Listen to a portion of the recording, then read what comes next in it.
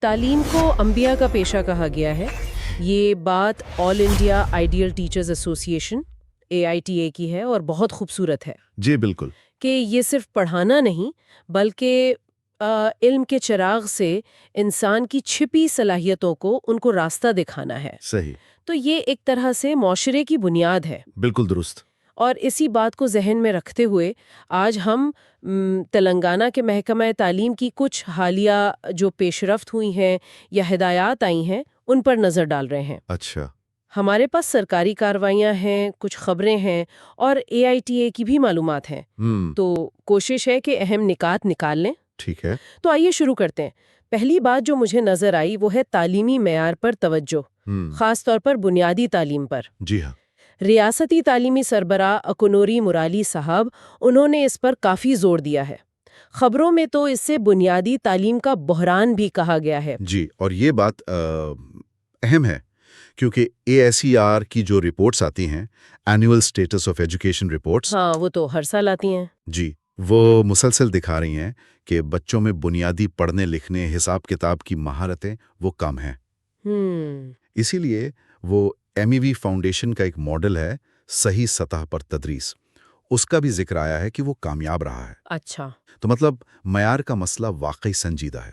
تو معیار بہتر کرنے کی بات ہو رہی ہے، لیکن اس میں اساتذہ کا کیا رول ہے؟ مطلب ان کے لیے کیا اقدامات ہو رہے ہیں؟ ہاں، یہ بہت اہم نقطہ ہے۔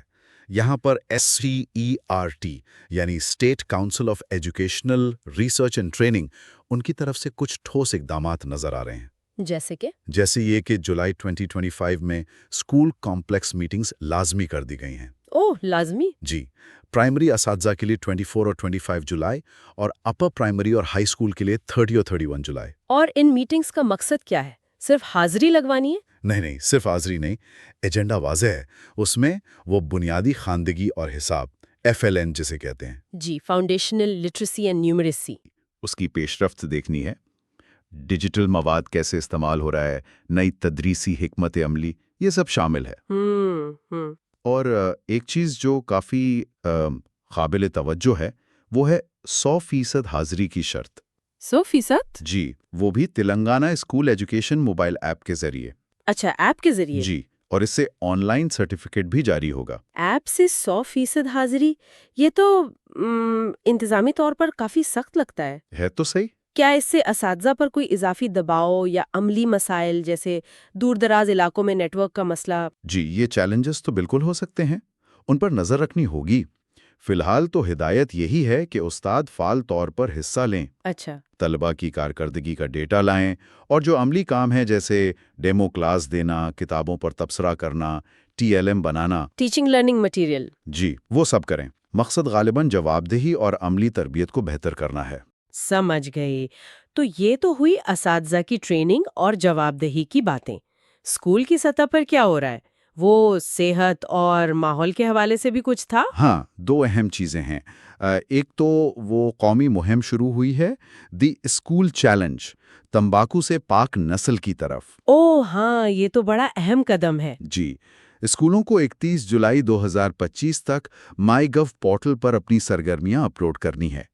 مقصد بڑا ہے، 2030 تک طلباء کی قیادت میں تمباکو سے پاک نسل تیار کرنا۔ زبردست۔ اور دوسری بات کیا تھی؟ وہ مڈ ڈے میل کے حوالے سے ہے۔ کماریٹی کے DGO یعنی ڈسٹرکٹ ایجوکیشنل آفیسر، ان کی طرف سے کارروائی آئی ہے۔ کیا کہا ہے انہوں نے؟ کہ اسکولوں میں لکڑی پر کھانا پکانا بند کیا جائے، خاص طور پر برسات کے موسم میں دھواں اور صفائی کے مسائل ہوتے ہیں۔ ہاں، یہ تو مسئلہ ہوتا ہے۔ تو اب LPG گیس کا استعمال لازمی ہے۔ اچھا، لازمی؟ جی، جن اسکولوں میں کنیکشن نہیں ہے انہیں 15 اگست 2025 تک یہ انتظام کرنا ہے۔ ٹھیک۔ اور کیا کھانے کے جو پیسے ملتے ہیں ان میں بھی کوئی تبدیلی ہوئی ہے؟ جی ہاں، وہ بھی ہوا ہے۔ 12 جون 2025 سے نئے ریٹس لاگو ہو گئے ہیں۔ کیا ہے نئے ریٹس؟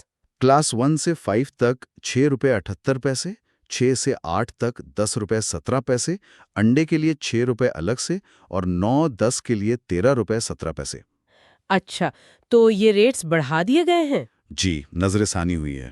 ٹھیک ہے، ان بڑی پالیسیوں کے علاوہ کوئی اور چھوٹی موٹی اپڈیٹس ہیں؟ جی، 2 مختصر سی خبریں ہیں۔ ایک تو یہ کہ 2022 اور 2023 کے لیے جو بہترین اردو ٹیچر ایوارڈز ہیں، جی ان کی تقریب 7 اگست 2025 کو ہوگی۔ جگہ کا اعلان ابھی نہیں ہوا ہے، وہ بعد میں ہوگا۔ ٹھیک ہے۔ اور دوسرا، وہ گیزٹڈ ہیڈ ماسٹرز یعنی GHMs کے تبادلوں کا جو کیس چل رہا تھا۔ ہاں، وہ ملتوی ہو گیا ہے اور 29 جولائی 2025 تک۔